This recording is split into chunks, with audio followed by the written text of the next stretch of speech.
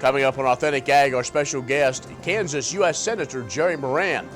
We also will have features from Kansas Soybean Commission and Kansas Department of Agriculture, as well as our weekly update from the Kansas Livestock Association, Paragon Ag Advisors. I'm Ken Rahjes. This is Authentic Ag. Brought to you in part by the Kansas Soybean Commission, the Soybean Checkoff, progress powered by Kansas farmers. Kansas Farm Bureau, a grassroots ag organization representing the state's farm and ranch families since 1919, KFB.org. And the Kansas Wheat Commission, lending in the adoption of profitable innovations from wheat, online at kswheat.com. Welcome to the Western Kansas Wildlife Travel Center, right here in my hometown of Oakley, Kansas. We're the front door of Western Kansas, located on 3 main highways, I-70, US 83, and US 40. And all those roads lead to history, beautiful scenery, and adventure, no matter which direction you go. We now have an IHOP. That brand that you've trusted up and down the road in all your travels is staffed with local folks, real people just like you and me, and we're waiting on you to join us. So for fun, adventure, fuel up, fuel your body, and let's have some fun.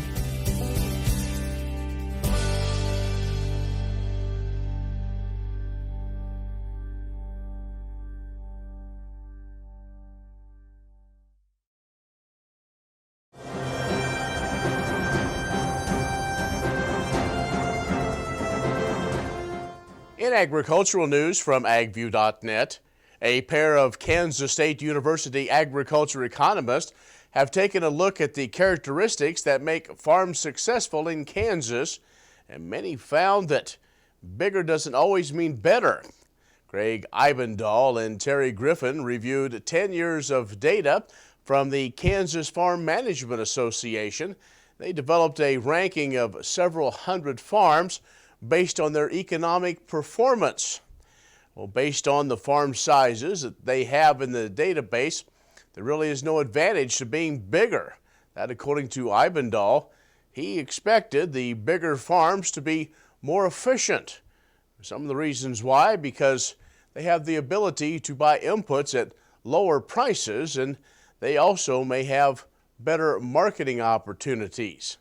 Now, Eibendahl did note that the K-State analysis has not yet looked at all the potential factors of profitability, but he said the surprising thing he's seen so far is that once you get to a certain size, there may not be an advantage to getting any bigger than that. He added that the farms in the KFMA database, mostly between 1,000 and 4,000 acres in size. Griffin said the analysis considered the influences of 5 factors to profitability. They are farm size, the level of debt investment as well in machinery operation, and maintenance costs, plus the allocation of acres given to certain crops. The full analysis, as well as other fact sheets related to characteristics of successful farms, available online, agmanager.info.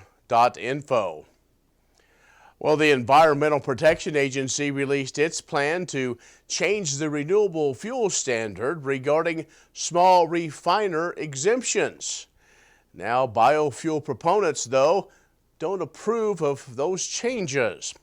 The National Biodiesel Board said in a statement that the notice contains a never-before-discussed proposal to estimate small refiner exemptions. That's no assurance that the estimate will come close to the actual exemption, they say. The EPA does say the notice does not change the proposed volumes for 2020 and 2021. Instead, it proposes and seeks comments on adjustments to the way the annual renewable fuel percentages are calculated. Specifically, the agency seeking comments on projecting the volumes of gasoline and diesel that will be exempt in 2020 due to small refiner exemptions based on a 3-year average of relief recommendations by the Department of Energy. But the Renewable Fuel Association CEO Jeff Cooper calling the terms of the announcement baffling because he said the proposal uses the very same Department of Energy recommendations that EPA blatantly ignored over and over. Kansas corn growers CEO Greg Krisick said the next several years are critically important to the economic survival of many corn producers. He said they will hold the administration to that stated commitment that 15 billion gallons in the RFS truly means 15 billion gallons. The RFS provides market access for ethanol, he said, and they rely on the certainty that the RFS law provides. The EPA will hold a public forum October 30th to gather that public input. You can find more ag news at agview.net. Stay with us. We'll have more after this break. Ag Promo Source is a unique group of marketing specialists with one mission: help your ag business grow. Each affiliate has their own area of expertise, and they work together to bring you advice, products, and services. To get started, visit agpromosource.com. Ag Promo Source. Together we grow. Kim Mannering with Hardy Insurance. Today we will talk about employee safety and work comp coverage. On your farm, do you ask your friends to come help? Are they considered employees or neighbors helping neighbors? Did you know that you can be held responsible just as if it's a work comp accident? Give me a call. We can discuss. 316-945-6733. Kansans have a new choice for Medicare supplement insurance plans. With Medicare supplement insurance plans from Kansas Farm Bureau, you have access to 4 levels of coverage, affordable rates, and service from an organization that's served Kansans for more than 100 years. For more information on Kansas Farm Bureau Medicare supplement plans, including rates and to apply, visit kfbhealthplans.com.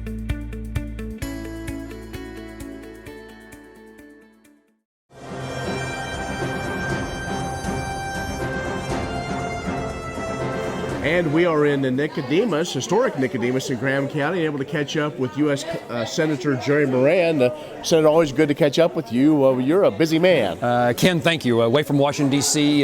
For a few days because of holidays related to the Jewish holidays. That gives me a chance to travel Kansas, town hall meetings really from all over Kansas, from east to west, north to south. Conversations are a lot about, there's a lot to say about agriculture and a lot of difficult circumstances that farmers and ranchers are finding, and then what that means is challenges in their community. Well, with our conversation, there's a lot of things we could talk about, but let's focus on some of the ag things. I want to talk about kind of what's going on then. In our second segment, I want to talk about what you expect the rest of the year. So, okay. First, as we're taping this, we're learning more about a possible breakthrough with China. Well, that would be a great development. While we are, focused on trying to get the House of Representatives, Nancy Pelosi, to bring USMCA, the new NAFTA, to a vote. I think it would pass in the House if she did. I think it would then pass in the Senate. So that's important. We've had recent news about an agreement with Japan. That's important as well. But really the big issue is how do we get at a trade agreement with China that changes their behavior and gets American agricultural products back into the Chinese market. And we need every market we can get. On the farm income is down 50% in Kansas since 2013.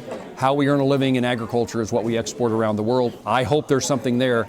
I worry that if there is an agreement, that how long does it take then to see the benefits? One of the situations that is somewhat helping things on the farm indirectly was the market facilitation payments. So folks are getting those, but I'm sure you're running into a lot of folks who say, give us a market instead of that type of assistance. Well, farmers in Kansas and really across the country are pretty good. They're not looking for a government check. They're generally looking for how can we earn a living in the market.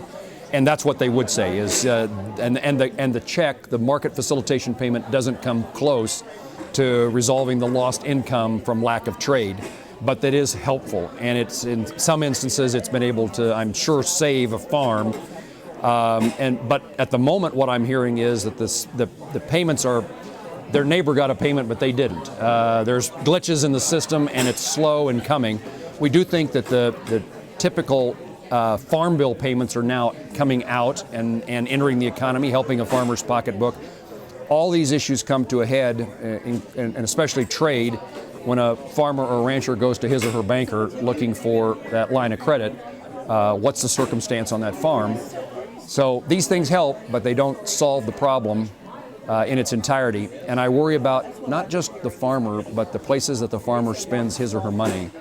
Every rural community needs a farmer to be successful. That's what brings young families back to rural America, and it's what keeps the grocery store going and the farm implement dealership. And the sooner we can resolve our differences with China, the better America will be. Okay. We're talking with U.S. Senator Jerry Moran. We're in Graham County. Stay with us. We'll have more coming up. Next time you see a beautiful field of corn, reach out and thank the farmers who work tirelessly to raise corn for livestock feed, renewable fuels, and exports to feed a growing world population. The farmers on the Kansas Corn Commission work for Kansas Corn with grower-funded checkoff dollars that support foreign and domestic market development, research, promotion, and education to expand opportunities for Kansas farmers. To learn more, visit kscorn.com. Agriculture information on your computer or mobile device, news and views on grains, livestock policy, and opinions from newsmakers can be found by liking AgView on Facebook, and on Twitter, follow AgView News, a reliable and relevant source, agview.net. Kim Mannering with Hardy Insurance. Today we will talk about umbrella coverage. Did you know that if you're held liable in any type of accident, the judgment can claim your assets? Please give me a call so we can discuss. 316-945-6733.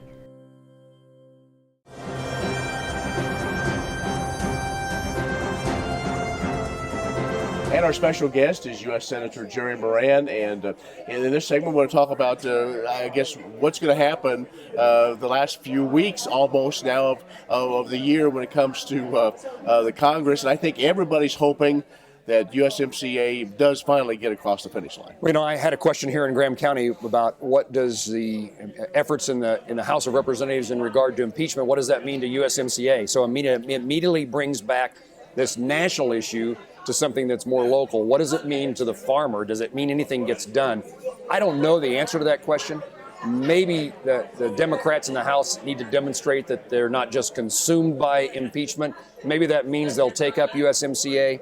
Again, as I count votes and listen to folks in the House and those in agriculture following this issue, I think if there was a vote, it would pass. I don't know how to predict what Nancy Pelosi and Democrats in the House will do. Will every appropriations bill get done by the end of the year? Ken, that's certainly my hope, but I'll take it a step further than that. I think it's likely that most appropriation bills get done, including agriculture. That's an important one for us in agricultural research, rural development, conservation programs. So we have 12 appropriation bills. The two that are the most challenging at the moment are something called labor, health, and education, and the other one is homeland security. And the issue is the same between them. Money was shifted by Republicans from the Labor H bill to Homeland Security for better and more border security. And so that then means Democrats are opposed to both bills. But my hope is that we at least get the other 10 done. A government shutdown is not useful to anybody. I think the president, he said that. He doesn't want to shut down. Republicans and Democrats, even those who led the shutdown efforts in the past in the legislature, in the Congress, are saying we don't want to shut down. Agriculture labor is a key issue here in Kansas. Have we made any progress in trying to resolve the what seems to be a broken system when it comes to farm workers? We have a terribly broken immigration system, and certainly it affects agriculture. Here in Kansas, we know the importance of labor that comes from someplace else. Sometimes Kansans say if people just paid more money, Americans would do those jobs. I don't think we raise our kids to work in dairies or feed yards or packing plants, but we don't always raise our kids to do tough farm labor. And custom cutting, for example, is now done by people from South Africa and from Ireland. We need labor in agriculture. And what I think a problem is that most Democrats in the Senate say we're not going to vote for any immigration bill unless we solve all the problems. And that generally means an issue related to citizenship for those that are here, My view is, could we take the things we agree on, could get 60 votes on, one of them would be farm labor, and get it passed? Can we do what we can do and save the more difficult issues for later? Keep working on them. That's been our guest, U.S. Senator Jerry Moran, and we caught up with him in Graham County in historic Nicodemus. Stay with us. We'll have more coming up. Kansas Farm Bureau has served farm families in rural Kansas for more than 100 years. We're pleased to offer new health care coverage choices for Kansans in 2020 through Kansas Farm Bureau Health Plans. No matter what stage of life you're in, we'll have options that fit your lifestyle. Plus, our network of providers is one of the largest available throughout the state of Kansas and beyond. For more information, including the different plans available, or to get a quote, visit kfbhealthplans.com. Hello, I'm Dr. Frank Lyons from Kansas Regenerative Medicine Center here in Manhattan, Kansas. Daryl was one of our patients that we did about 7 months ago. I dug trees by hand for years and years and years. In the process, I wore out my rotator cuff. But when I learned about this process, I thought if there's a way to get rid of this pain, then I want to do it. So we did it, and it worked. I'm not going to go out and dig trees with a shovel anymore, but I can do the things that I want to do now. Well, it's been very gratifying to help people with their painful joints and other entities, and it's been especially gratifying to be able to help people who I know and have worked with and known for many years.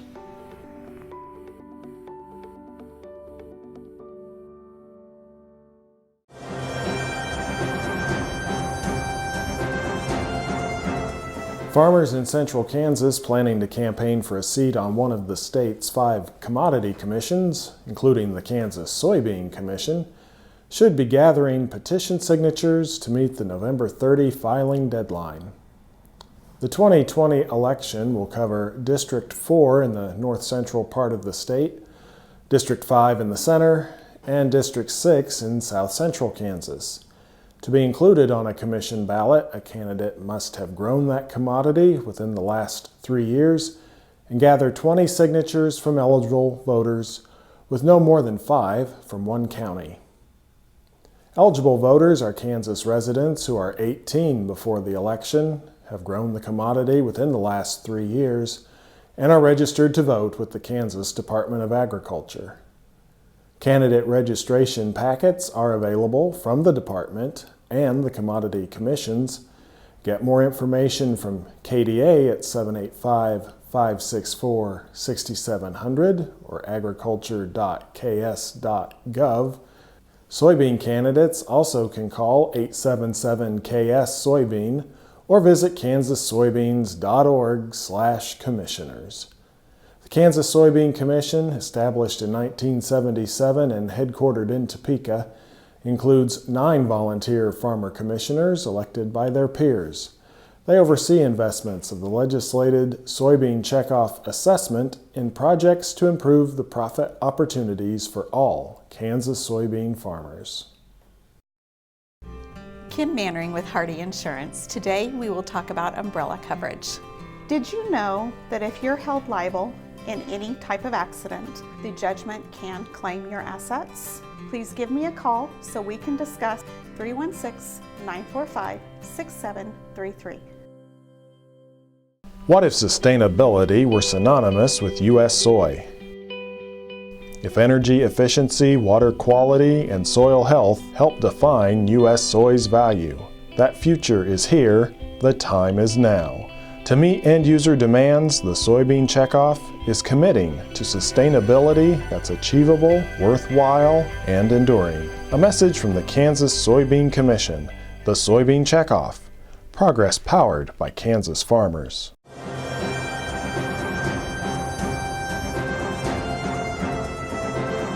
The Kansas pork industry is an important component of the Kansas economy. Kansas ranks number 10 in the nation in hog and pig inventory, and last year Kansas producers sold 3.5 million pigs. That's why the Kansas Department of Agriculture has been working with pork producers and with the USDA and other partners to strengthen our ability to prevent animal disease outbreaks in the pork industry.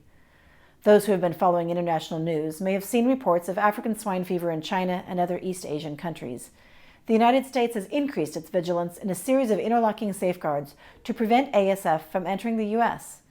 In addition, the U.S. Department of Agriculture has been working regularly with leading swine-producing states to develop a robust disease prevention and response plan.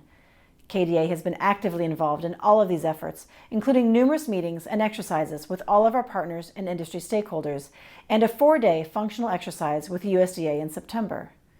One strategy that has been emphasized in Kansas is the development of secure pork supply plans. A secure pork supply plan is a tool for members of the Kansas swine industry to enhance biosecurity in the event of an animal disease incident affecting Kansas.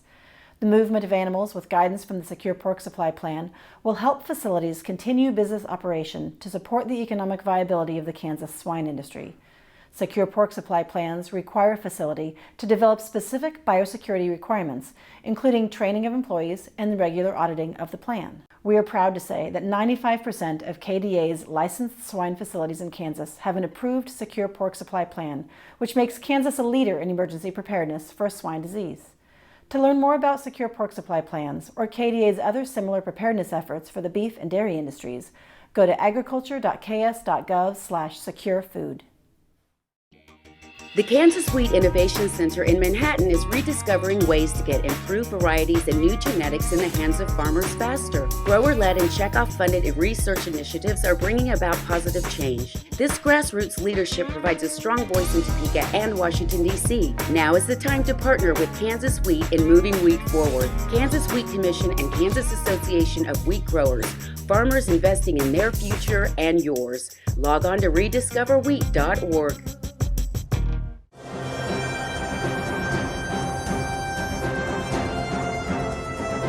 The Kansas Livestock Association, founded in 1894, is celebrating its 125th anniversary in 2019.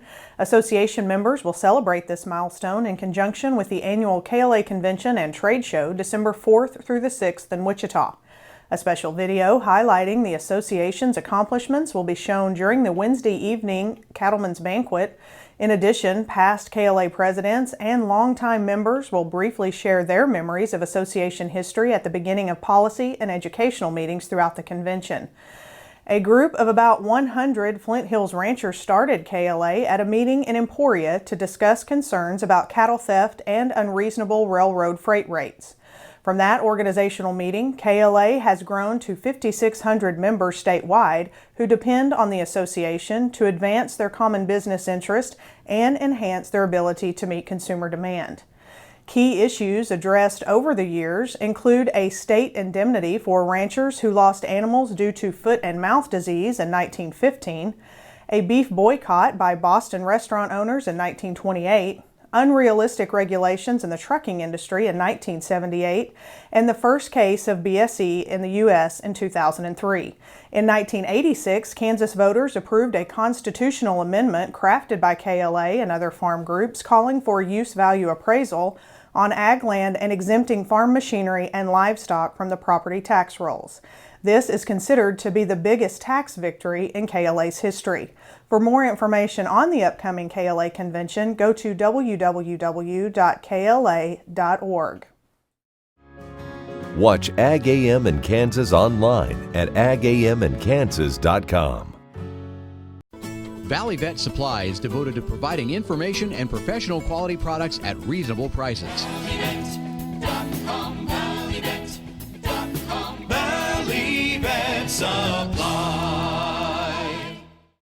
Sure Crop Fertilizers was started by my father, Don Sherman, and my mother, Shirley Sherman. Family business that started in the 80s.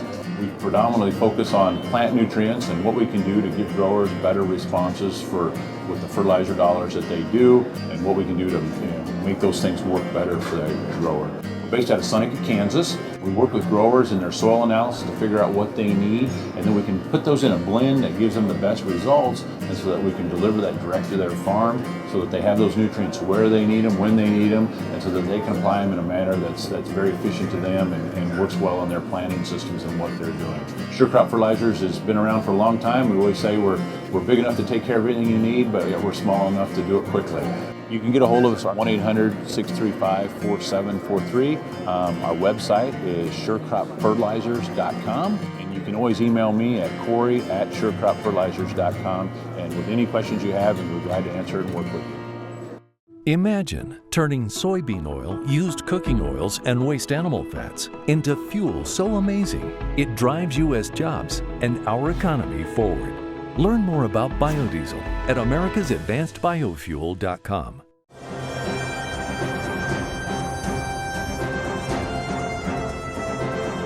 Hey guys, Colette at Paragon Ag Advisors. It seems like we talk about the same things week after week here, but markets are still trading around the same few things. Market changes this week can be attributed to the USDA, weather, and President Trump. Friday, we saw markets bombarded by all three.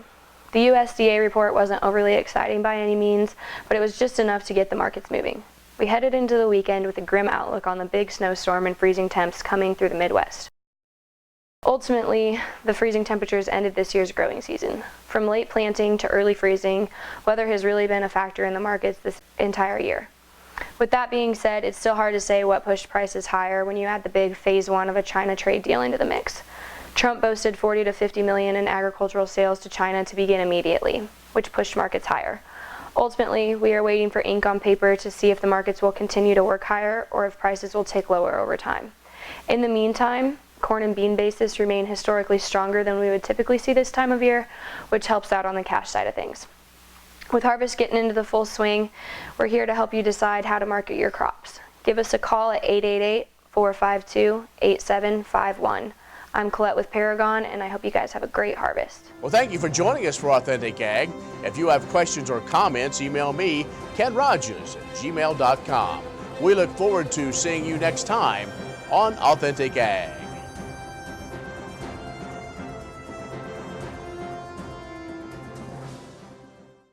Sure Crop Fertilizers was started by my father, Don Sherman, and my mother, Shirley Sherman. Family business that started in the 80s. We predominantly focus on plant nutrients and what we can do to give growers better responses with the fertilizer dollars that they do, and what we can do to make those things work better for the grower. We're based out of Seneca, Kansas. We work with growers in their soil analysis to figure out what they need, and then we can put those in a blend that gives them the best results, and so that we can deliver that direct to their farm so that they have those nutrients where they need them, when they need them, and so that they can apply them in a manner that's very efficient to them and works well on their planting systems and what they're doing. Sure Crop Fertilizers has been around for a long time. We always say we're big enough to take care of everything you need, but we're small enough to do it quickly. You can get a hold of us at 1-800-635-4743. Our website is surecropfertilizers.com, and you can always email me at Corey@surecropfertilizers.com, and with any questions you have, we're glad to answer it and work with you. In 1821, a trade route was opened from Missouri in the United States across prairies and mountains to Mexico. In 2021, we will mark 200 years of epic conflicts and grand adventures, larger-than-life personalities, and sweeping landscapes. Join us on an historic journey. The Santa Fe Trail lives on. Find us on social media or santafetrail.org.